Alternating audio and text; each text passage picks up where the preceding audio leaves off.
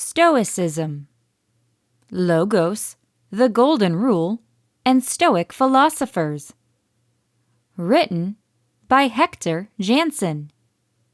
Narrated by Sarah Margrave. Table of Contents. Chapter 1. What is meant by Stoicism? Chapter 2. Who were the Stoic theorists? Chapter 3. The Golden Rule applied in Stoicism. Chapter 4. Logos. Chapter 5. Why today's best entrepreneurs use Stoicism. Stoicism has been a common thread through some of history's great leaders. It has been practiced by kings, presidents, artists, authors, and business owners.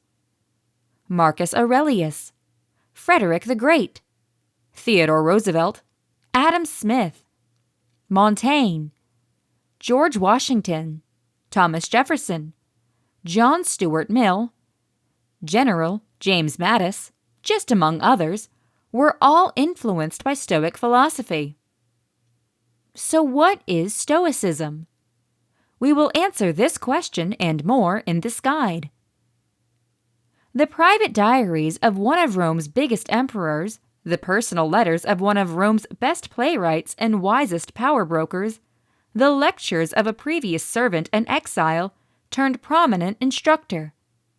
Against all chances, some 2 millennia later, these extraordinary documents survive. They contain some of the best wisdom in the history of the world, and together, they constitute the bedrock of what's referred to as Stoicism, an old philosophy that was once one of the most well-known civic disciplines in the West, practiced by the wealthy and the impoverished, the effective and the having a tough time in the pursuit of the good life. Other than to the most avid searchers of wisdom, Stoicism is either unidentified or misconstrued. To the typical person, this dynamic, action-oriented, and paradigm-shifting way of living has become shorthand for emotionlessness. Given the simple fact that the mere reference of philosophy makes most people worried or bored, Stoic philosophy on the surface area seems like the last thing anybody would want to find out about, let alone urgently need in the course of daily life. It would be hard to find a word that dealt a greater injustice at the hands of the English language than Stoic. In its rightful place, Stoicism is a tool in the pursuit of self-mastery, determination, and knowledge, something one uses to live a great life, instead of some esoteric field of academic questions. Certainly, many of history's great minds not only understood Stoicism for what it really is, they sought it out. Frederick the Great, Eugene Delacroix, George Washington, Immanuel Kant, Thomas Jefferson, Matthew Arnold, Walt Whitman, Adam Smith, Ambrose Bierce, Ralph Waldo Emerson, Theodore Roosevelt, and William Alexander Percy. Each of them read, studied, quoted, or admired the Stoics. The age-old Stoics themselves were no slouches. The names you encounter on this site in our day-to-day email meditations, Marcus Aurelius, Seneca, Epictetus, belong to, respectively, a Roman emperor, a former servant who triumphed to be an influential lecturer and friend of the Emperor Hadrian, and a well-known playwright and political advisor. What have all of these and countless other prominent males and females discovered deep in the heart of Stoicism that others missed? A lot. Mostly that it provides much-needed strength, wisdom, and stamina for all of life's obstacles. Chapter 1. What is meant by Stoicism? For those of us who live our lives in the real world, there was one branch of philosophy created just for us, Stoicism. It's an approach created to make us more resistant, happy, more virtuous, and more sensible, and subsequently, better individuals, better parents, and better professionals. Stoicism has been a common thread through some of history's great leaders. It has been practiced by kings, presidents, artists, authors, and business owners. Marcus Aurelius, Frederick the Great, Theodore Roosevelt, Adam Smith, Montaigne, George Washington, Thomas Jefferson, John Stuart Mill, General James Mattis, just among others, were all influenced by Stoic philosophy. So what is Stoicism? We will answer this question and more in this guide. The private diaries of one of Rome's biggest emperors, the personal letters of one of Rome's best playwrights and wisest power brokers, the lectures of a previous servant and exile turned prominent instructor. Against all chances, some 2 millennia later, these extraordinary documents survive. They contain some of the best wisdom in the history of the world, and together, they constitute the bedrock of what's referred to as Stoicism, an old philosophy that was once one of the most well-known civic disciplines in the West, practiced by the wealthy and the impoverished, the effective and the having a tough time in the pursuit of the good life. Other than to the most avid searchers of wisdom, Stoicism is either unidentified or misconstrued. To the typical person, this dynamic, action-oriented, and paradigm-shifting way of living has become shorthand for emotionlessness. Given the simple fact that the mere reference of philosophy makes most people worried or bored, Stoic philosophy on the surface area seems like the last thing anybody would want to find out about, let alone urgently need in the course of daily life. It would be hard to find a word that dealt a greater injustice at the hands of the English language than Stoic.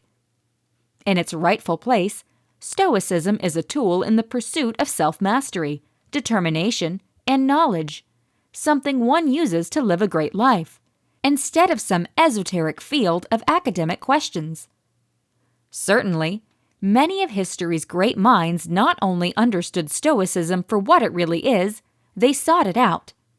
Frederick the Great, Eugene Delacroix, George Washington, Immanuel Kant, Thomas Jefferson, Matthew Arnold, Walt Whitman, Adam Smith, Ambrose Bierce, Ralph Waldo Emerson, Theodore Roosevelt, and William Alexander Percy.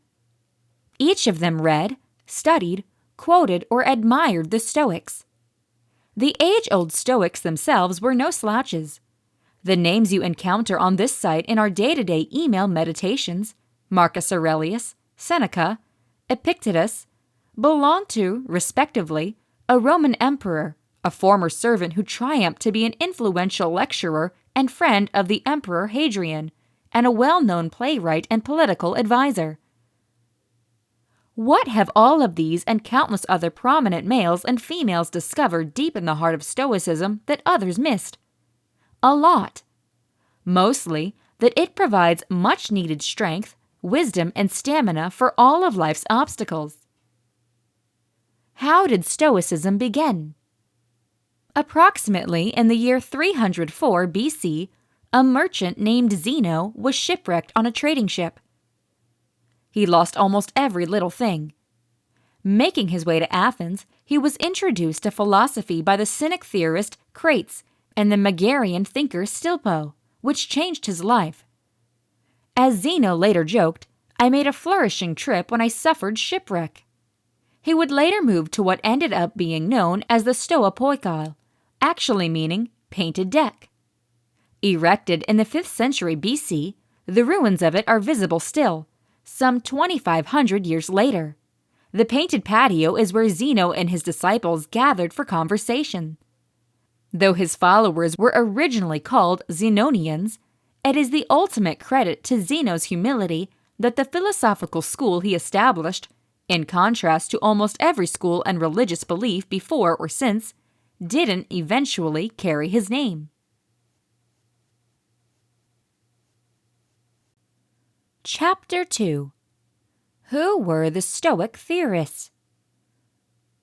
Agasicles, who was the king of the Spartans, once quipped that he wanted to be the student of men whose child I should like to be too.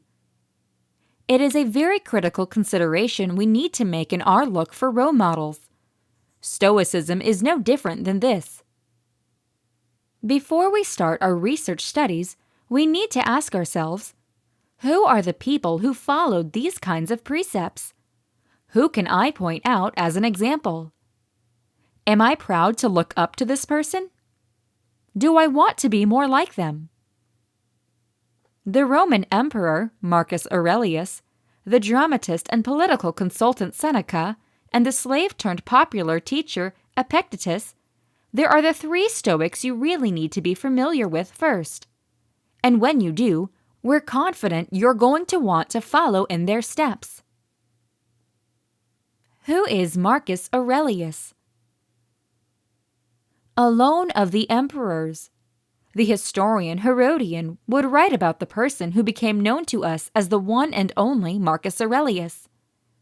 He gave proof of his knowledge not by mere words or knowledge of philosophical doctrines, but by his blameless character and temperate lifestyle.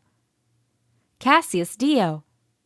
In addition to having all the other virtues, he ruled better than any others who had ever been in any position of power. Born April 26, 121, no one would have forecasted that Marcus Catilius Servius Annius Verus would someday be emperor of the Roman Empire. The Emperor Hadrian, who would have known young Marcus through his early academic achievements, sensing his potential, watched on the boy. His label for Marcus, whom he liked to go hunting with, was Verissimus, a play on his name Verus, the truest one.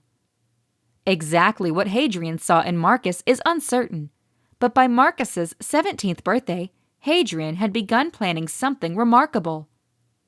He was about to make Marcus Aurelius the emperor of Rome.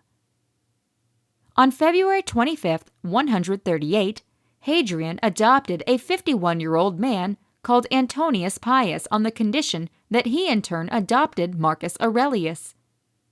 With the life expectancy stats of the time, Hadrian figured this regent and mentor may be at the helm in 5 years. All appeared to go well, except Antoninus lived and ruled for 23 years. In the year 161, as Antoninus died and ended one of the longest reigns, Marcus finally became the emperor of the Roman Empire and ruled for almost 2 decades till his death in 180. His ruling of the empire wasn't easy. Wars with the Parthian Empire, the barbarian tribes menacing the empire of the northern border, the rise of Christianity, as well as the plague that left millions dead. The famous historian Edward Gibbon wrote that under Marcus, the last of the 5 good emperors, the Roman Empire was governed by outright power, under the guidance of knowledge and virtue. The assistance of knowledge and virtue. That's what separates Marcus from the majority of past and present world leaders. Just look at the journal that he left, which is now known as his Meditations, the private thoughts of the most powerful man in the world, advising himself on how to be more virtuous, more just, more unsusceptible to temptation, and wiser. And for Marcus, Stoicism provided a structure for dealing with the tensions of everyday life as a leader of one of the most effective empires in human history. Who is Seneca? Born around 4 BC in Corduba, Spain, the child of a wealthy and learned author known to history as Seneca the Elder, Seneca the Younger was destined for great things from birth. Seneca's dad chose Attalus the Stoic to tutor his boy, mostly for his credibility as a guy of great eloquence. His son took to education with gusto. By Seneca's own telling, he cheerfully laid siege to the class and was the first to show up and last to leave it. The most effective lesson that Seneca learned from Attalus was on the desire to enhance practically in the real world. The purpose of studying philosophy, Seneca was told by his beloved trainer, was to eliminate with him some one advantage every day. He needs to return home a sounder man, or en route to being sounder.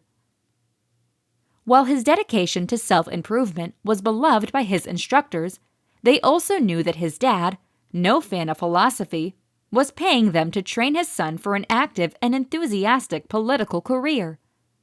In Rome, an appealing young legal representative could appear in court as early as age 17, and there is little doubt that Seneca was one, but only in his early 20s. Seneca's health nearly cut it all brief. A lung condition pushed him to take a prolonged trip to Egypt to recuperate, where he would spend almost a whole decade writing, reading, and building up his strength. He returned to Rome at 35 and 31 AD, a time of paranoia and violence and corruption and political chaos. Seneca kept his head down, typically throughout the equally frightening reigns of Tiberius and Caligula. His life took a sharp turn in 41 AD, when Claudius became the emperor and exiled Seneca to the Isle of Corsica. It would be another 8 years from Rome, and though he started proficiently, writing consolation to Polybius, consolation to Helvia, and on anger in a brief period, the many writing consolations quickly needed some consoling himself. So started his practice of letter writing, which would go on for the rest of his life. 8 years later, in another sharp turn, Agrippina, mom of future Emperor Nero and marriage partner of Claudius, remembered Seneca from exile to become her son's tutor and consultant. At 53 years old, Seneca is unexpectedly elevated to the center of life in the Roman imperial court, a whirlwind of events that history still hasn't covered its head around. In the end, Seneca made only minimal impact on Nero, a guy whose time would shortly reveal to be deranged. Was it always a helpless mission? Most likely, but all a Stoic can do is appear and do our work. Seneca really believed he had a responsibility. As he would later write, the distinction between the Stoics and the Epicureans is that the Stoics felt that politics was a task. Who is Epictetus? While Seneca would speak with unexpected relatability about slave owners who became owned by the responsibility and management of their servants, or other Stoics would congratulate themselves for their gentle treatment of their human goods, Epictetus actually was one. His given name isn't known. Epiktetos is Greek, and the meaning of it is gotten. Epictetus was born into bondage. Epictetus' reference of his owner, Epaphroditus, is surprisingly neutral, just because we know Epaphroditus was cruel, even by Roman standards. Later, Christian authors tell us that Epictetus' master was violent and base, at one point twisting Epictetus' leg with all of his might. As a penalty? As an ill satisfaction. In a wrestling match. Attempting to get a disobedient young kid to follow instructions? We don't know. All we hear is that Epictetus calmly warned him about taking it too far. When the leg snapped, Epictetus made no noises. He uttered no tears. He smiled and was looking at his master and then asked, "Didn't I warn you?" For the remainder of his life, Epictetus would walk with a limp. Having said that, Epictetus stayed unbroken by the incident. Lameness is an impediment to the leg, he would later claim, but not to the will. Epictetus would choose to see his impairment as only a physical impairment, and in fact it was that idea of choice that described the core of his philosophical beliefs. Life was just like a play, he liked to say, and if it was the playwright's satisfaction you should act a poor man, a cripple, a gov, or a personal individual, see that you act it naturally, for this is your business. To act well the character designated you. To choose it is another's. And then he did. Law established by Augustus in 4 AD determined that slaves could not be freed before their 30th birthday. Epictetus didn't obtain his flexibility until shortly after Emperor Nero's death. He chose to devote himself fully to philosophy and taught in Rome for nearly 25 years, until the Emperor Domitian famously eradicated all thinkers in Rome. Epictetus got away to Nicopolis in Greece, where he established an approach school and taught until his death. Chapter 3.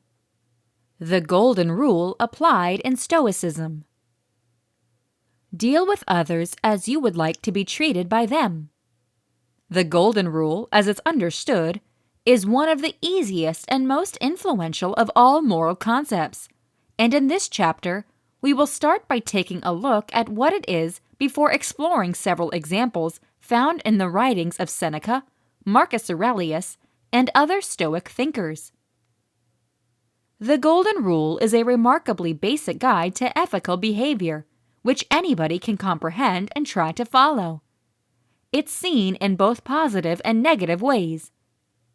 Do what you would applaud others for doing. Avoid doing what you would criticize others for doing.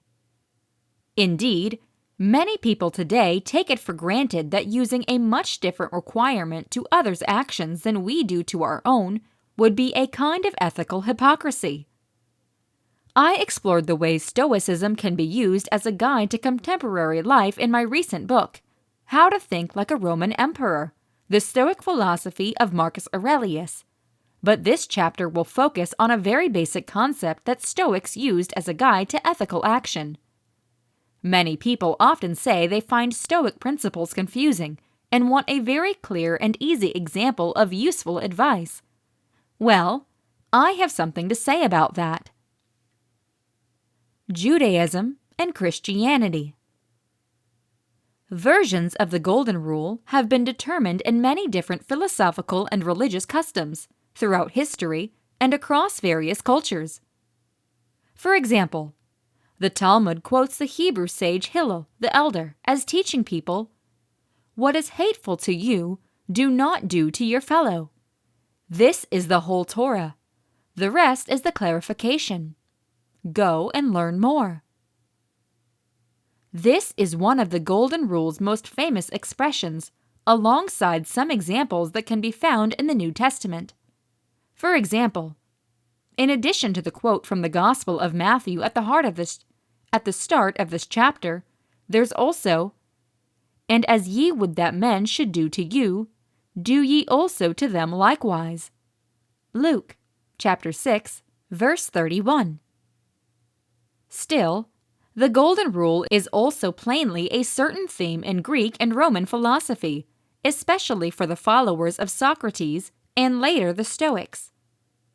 The New Testimony actually claims that St. Paul resolved a group of Stoic and Epicurean thinkers on the Areopagus at foot of the Athenian Acropolis, pricing estimate a couple of lines to them from the Stoic philosopher-poet Aratus.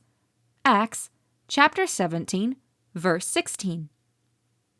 Paul and other early Christians are, for this reason, known to have recognized with Stoic philosophy.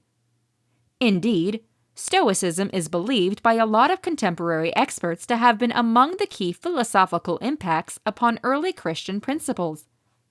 Whether or not early Christians actually obtained the Golden Rule from Stoic philosophy, they should have realized that the Stoics had already been teaching extremely comparable ideas.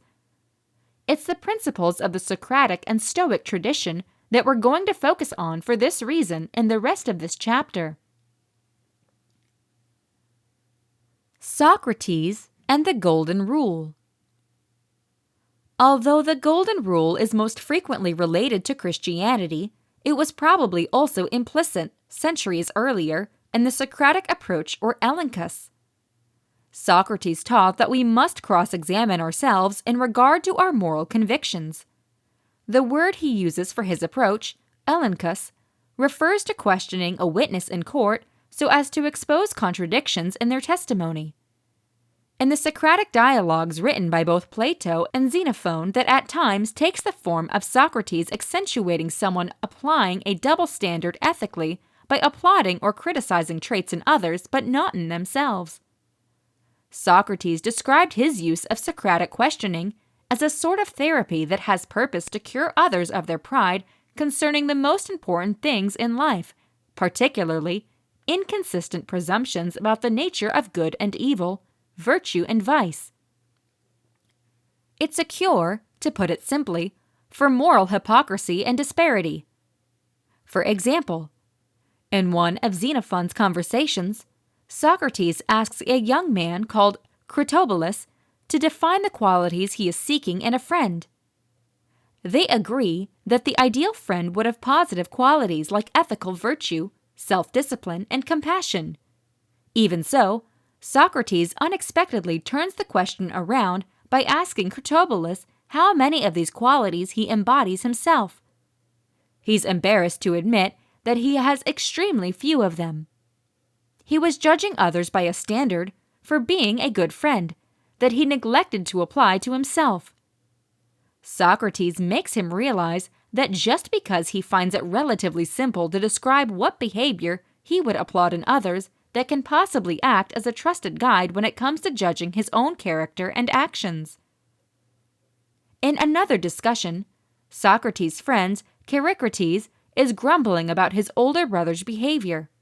He wants his brother to treat him with more respect, but claims he doesn't know how to attain this.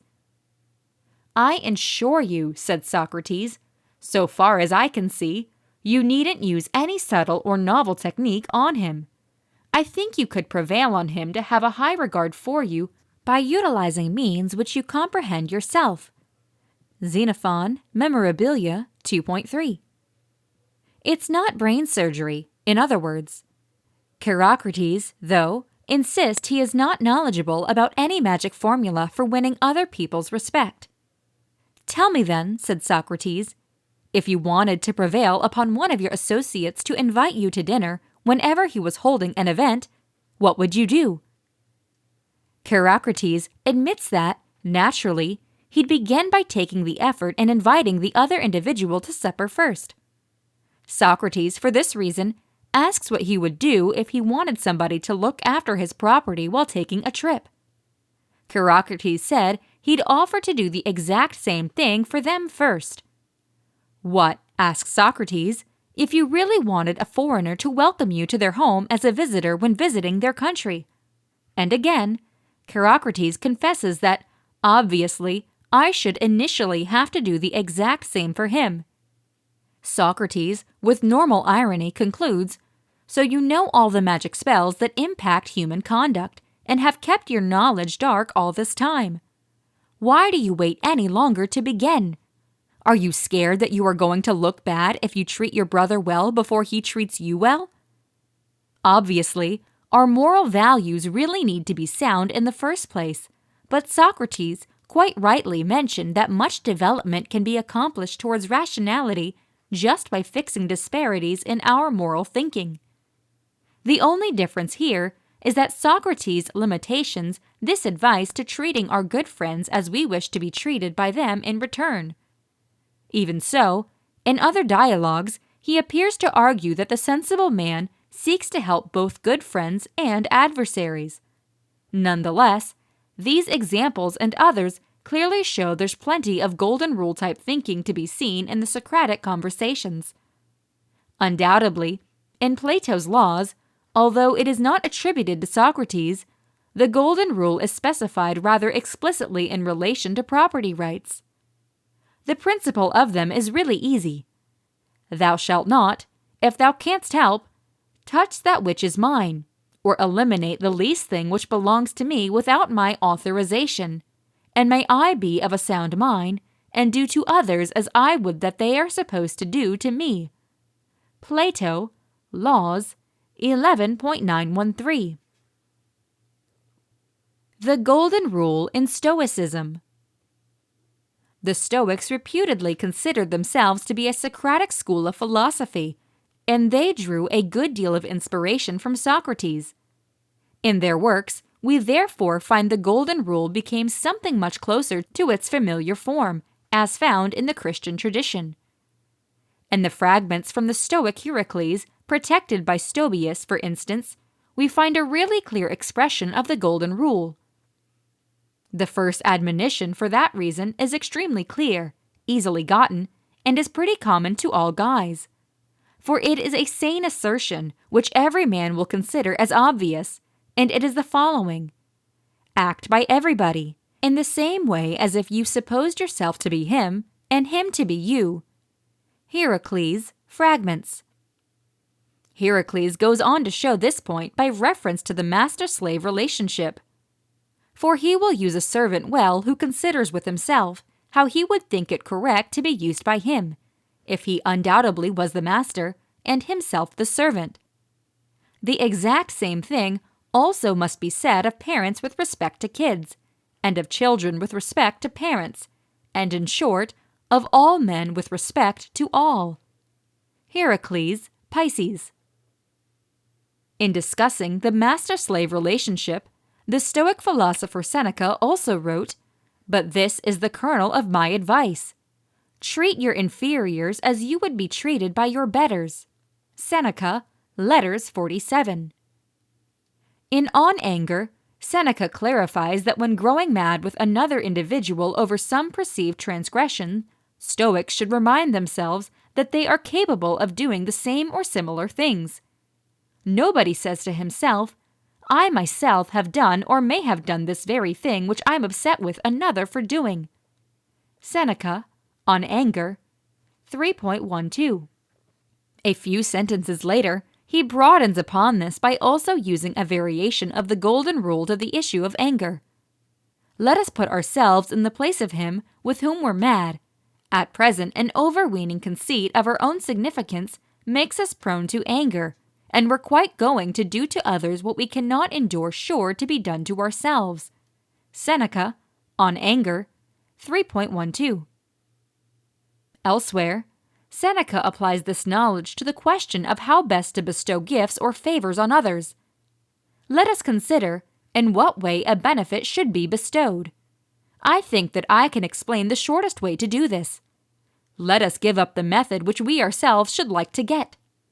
Seneca, On Benefits, 2.1.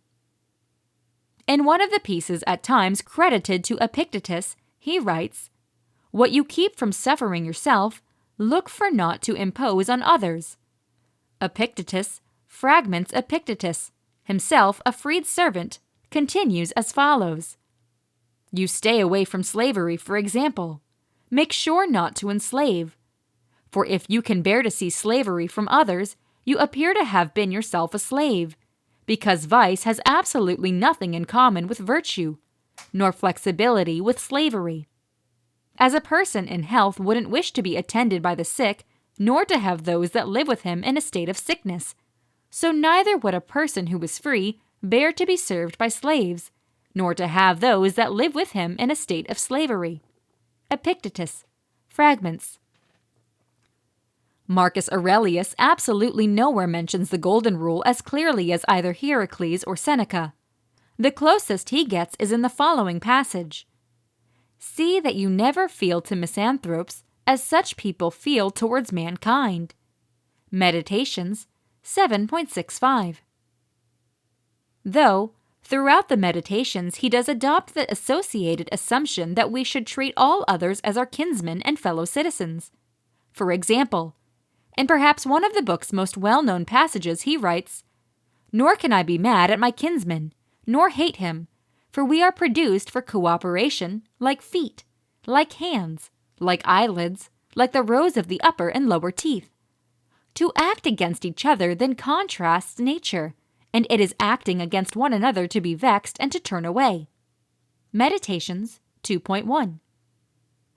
Marcus, in other places, says that a person who is smart keeps in mind that every rational being is his kinsman, and that to take care of all guys is according to a man's nature. Regarding the actions of others, he writes, "This is from one of the same stock, and a kinsman and partner, one who knows not, however, what is according to his nature. However, I know, for this reason I behave toward him according to the natural law of fellowship with benevolence and justice." Meditations, 3.11. In one of the most noticeable passages in the Meditations, he seems to echo the Christian notion of loving even an individual's adversaries. It is strange to man to really love even those who do wrong, and this occurs if when they do something wrong, it happens to thee that they're kinsmen, and that they do wrong through ignorance and inadvertently. Meditations, 7.22. Finally, a branch cut off from the adjacent branch must of necessity be cut off from the entire tree also. So too, a man when he's split up from another man has fallen off from the entire social community. Now, as to a branch, another cuts it off. But a guy by his own act parts himself from his next-door neighbor when he dislikes him and turns away from him, and he doesn't know that he has at the same time cut himself off from the entire social system. Yet he has this opportunity, certainly from Zeus, who frames society, for it is in our power to grow again to that which is near to us, and again to end up being a part which helps to make up the entire. Meditations 11.8. Do unto others as you would have them do unto you. For Socrates, treating good friends otherwise was a moral contradiction, a double basic, and thus unreasonable. He even suggests that we should show our enemies with the exact same regard. A few generations later, the Stoics took his moral philosophy and developed into more of a system. Zeno, the creator of Stoicism, had said, like Aristotle before him, that a friend is another me. Modify ego est amicus. Nonetheless, we're to aim to make all men and women our good friends. The Golden Rule slowly ended up being more explicit and took on its familiar form in authors like Seneca, when he admonishes us for being quite ready to do to others what we can't endure should be done to ourselves. Ultimately, in Marcus Aurelius, the last well-known Stoic of antiquity, we find a systematic emphasis on the ethics of brotherly love, which the Stoics called philostorgia, or natural affection. We're to regard ourselves and others as brothers and sisters, even as limbs of the same organism. From this vision of the unity of mankind, it follows naturally that we should apply the same ethical requirement to others that we really apply to ourselves. This is most likely one aspect of what the Stoics meant when they described the supreme objective of life according to their philosophy as living consistently. Chapter 4. Logos. Zeno of Citium established the Stoic school in 322 BC. The name came from the lecture hall, the Stoa Poikile, the outside porch. Zeno copied a lot from both Plato and Aristotle, turned their esoteric speculations into spiritual dogma and presuppositions. Stoicism, because of that, didn't function as simple speculation for these Hellenistic Greeks. It revealed the path to a virtuous life. While Zeno possessed great skill, most academics consider him a second-rate thinker compared to Plato or Aristotle. His pupil and heir, Cleanthes of Chrysippus, jotted down much of what Zeno had taught.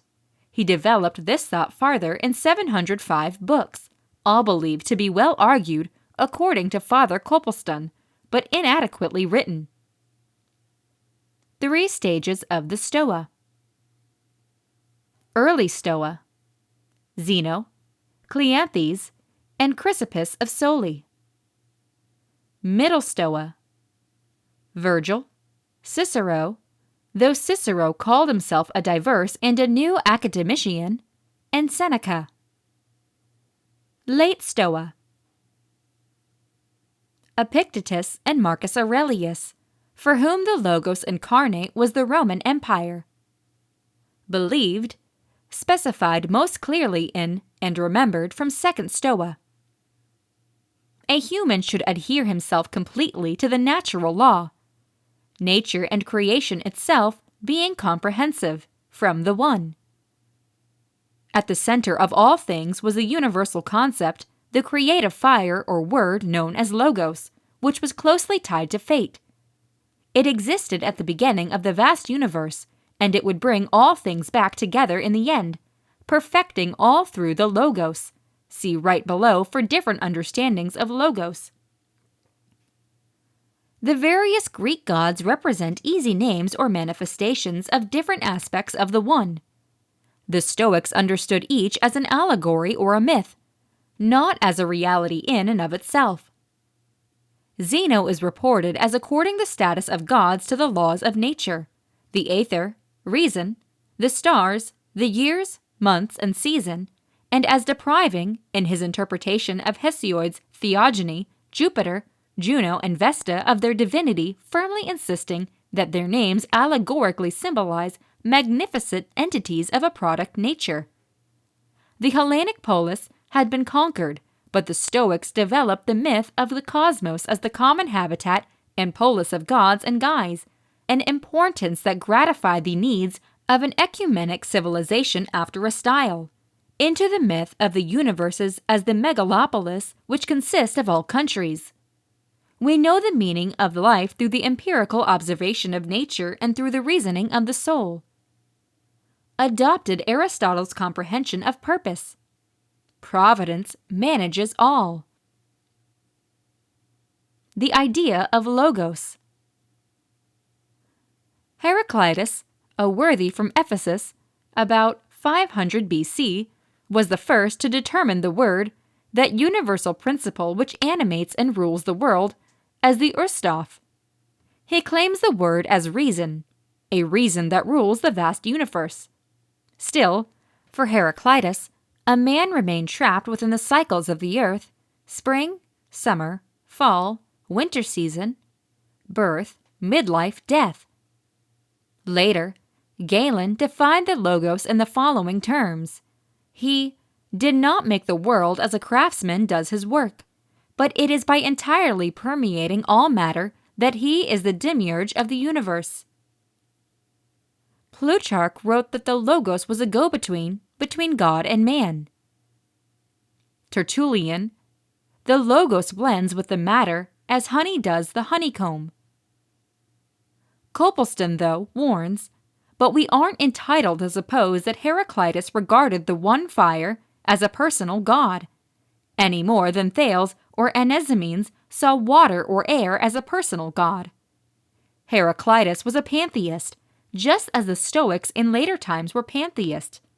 It is, though, true that the conception of God as the immanent, ordering concept of all things, together with the real moral mindset of acceptance of events as the expression of magnificent law, tends to produce a psychological mindset that is at difference with what would seem to be realistically demanded by the theoretical identification of God with the galactic unity.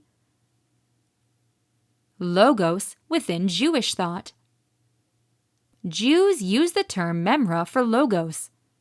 Most likely entered Jewish thought with the movement of Alexander the Great. Often specified as the Word, revealer of God, all wisdom or ideas, the law that maintains the world. Logos within Christian thought. Find this Greek and Jewish, which is most likely Greek too. Stoicism and Judaism seem to have typical understandings of the word by 100 BC, if not long before, as Paul Rahi so convincingly argued recently, idea in blatant form, only in St. John's works, in his Gospel, his first letter, and in Revelations. Corinthians chapter 1, verse 24. But to those whom God has called, both Jews and Greeks, Christ the power of God and the knowledge of God. The God of this age has blinded the minds of unbelievers, so they can't see the light of the gospel of the magnificence of Christ, who is the image of God. Colossians chapter 1, verse 15.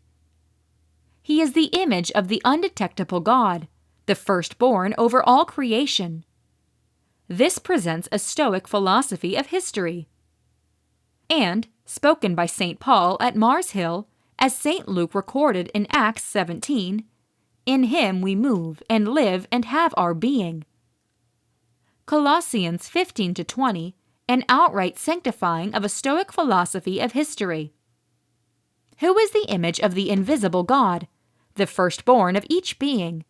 For in him were all things created in heaven and on earth, visible and invisible, whether thrones or supremacies or principalities or powers. All things were created by him and in him. And he is before all, and by him all things consist. and he is the head of the body, the church, who is the beginning, the firstborn from the dead, that in all things he might hold the primacy, because in him it hath well delighted the Father, that all fullness needs to dwell, and through him to fix up all things unto himself, making peace through the blood of his cross, both as to the important things that are on earth and the important things that are in heaven. Most early Christians and Middle Stoics assumed that St. Paul and Seneca referred one another. An apocryphal file even claimed to be a publication of their correspondence. Also, extremely strong in Hebrews, which comes straight from Knowledge 7:26. Hebrew, chapter 1, verse 3, states, "The sun is the radiance of God's splendor and the exact depiction of his being, sustaining all things by his effective word." Stoic impacts across the centuries. Impacts, to note just a couple of: Cicero, St. John, St. Paul, the author of Hebrews, Marcus Aurelius, Boethius, St. Augustine, John of Salisbury, Philip Melanchthon, Thomas More, Edmund Burke, Robert E. Lee. In the 20th century, Paul Elmer More, Henry Hazlitt, James Stockdale, John Calvin, Erasmus, T.S. Eliot, Russell Kirk, and Tom Wolfe. Christopher Dawson. Even Stoicism, the one sect of the time which instilled an indifferent ideal of social duty, was essentially an unsocial and individualistic creed. Eric Voegelin, unsurprisingly, saw the Stoics as having bastardized and deformed Platonism and Aristotelianism. The problem at hand is even more crucial because the technique of contortion developed by the Stoic thinkers has been continued through Philo into Christianity, and through Christianity into the modern-day deformation of philosophy by the ideological thinkers.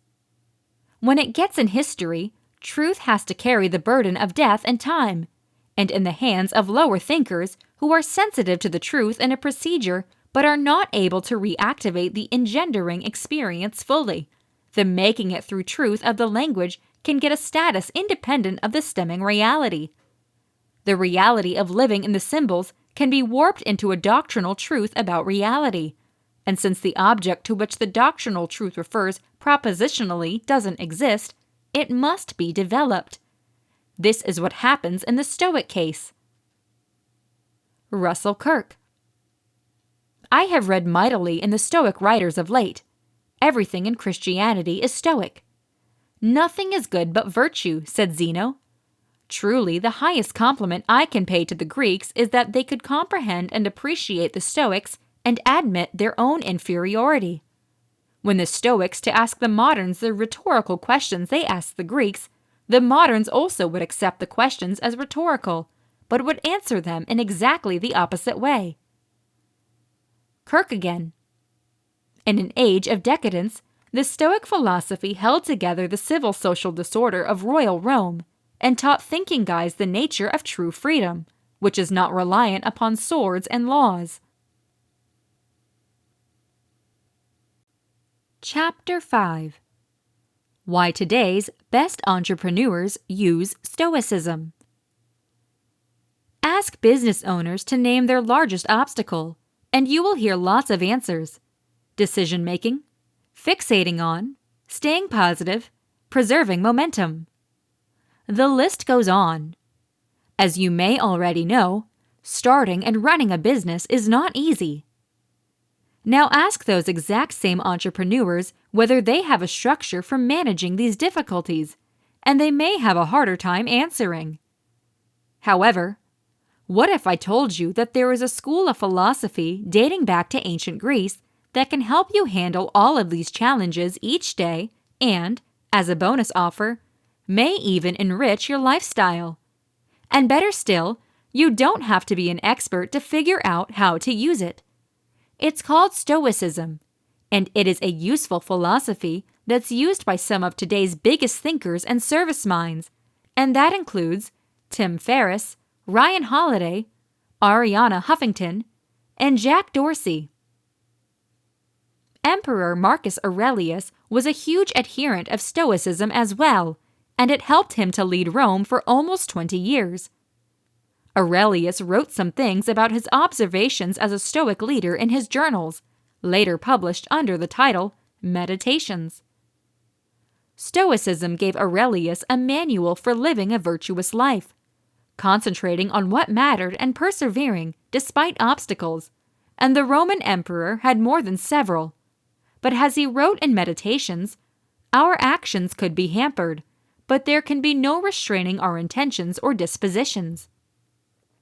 As business owners, we cannot control every element that could affect our companies, but we can take a page from the book of Stoicism and control our own actions and responses.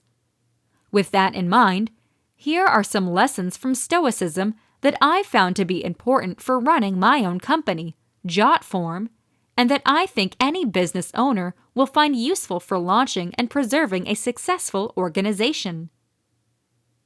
Number 1. How to set your top priorities.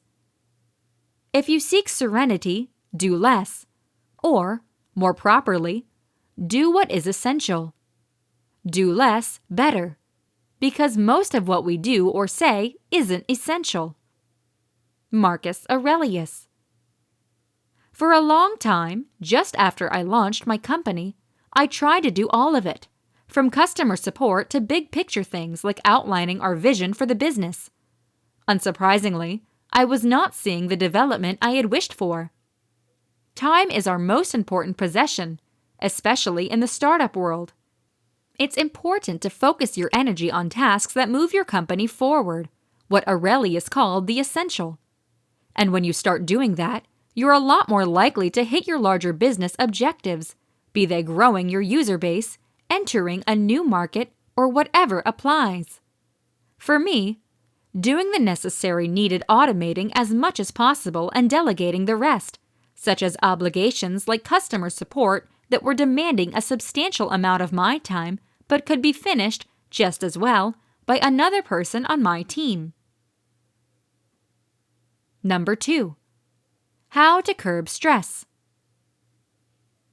Epictetus, a popular Stoic theorist in the 1st and 2nd century, wrote that the main goal of Stoicism was to identify and separate matters so that I can say clearly to myself which are externals, not under my control, and which have to do with the choice I really control.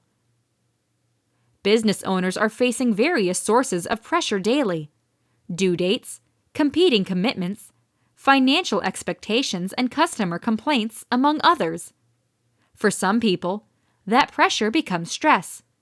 And as we all know by now, way too much stress isn't only bad for our health, it's bad for business in terms of both productivity and success.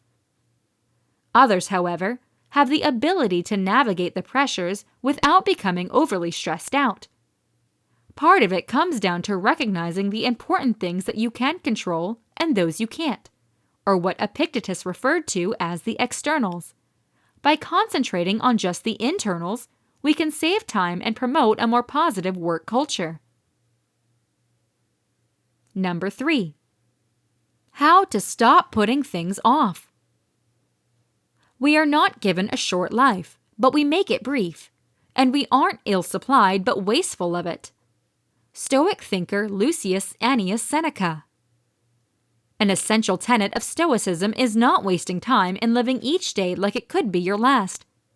Being constantly mindful of our death might sound, well, morbid, but I see it as a positive incentive to live for the present and stop putting things off. In a letter to his older brother, Seneca defined his technique for guaranteeing he was taking advantage of each day. He would ask, "How am I better today? What did I do with my time? What were my results?" I have found this to be a practical exercise to include into my everyday regimen. Understanding that you'll be addressing those questions at the end of each day is a great way to hold yourself accountable for getting things done. Number 4. How to control your fear. To specify your company against the competition, you should be ingenious, and being innovative needs taking risks, calculated ones, but risks nevertheless. One may believe that the best company people are brave, but as it turns out, they have just learned to manage their fears and proceed forward despite them. Just like any Stoic will tell you, it is pointless to wish things in the world were different. Rather, we should learn how to navigate things as they are, and that includes living with our fears. To do so, Stoics use an approach called premeditatio malorum, Latin for the premeditation of evils. Picture your most dreadful outcome in any situation. Worst case scenario, you're emotionally prepared for whatever the future holds. Best possible scenario, you recognize that even the worst result won't kill you, and maybe that original fear loses its teeth. Having your own organization is tough. While you can never ever remove the demands, there will undoubtedly be pressure and fear and ups and downs. You can learn how to navigate them with a strong Stoic mentality, and both your wellness and your business will be better for it. This has been Stoicism, Logos, the Golden Rule, and Stoic Philosophers. Written by Hector Jansen. Narrated by Sarah Margrave.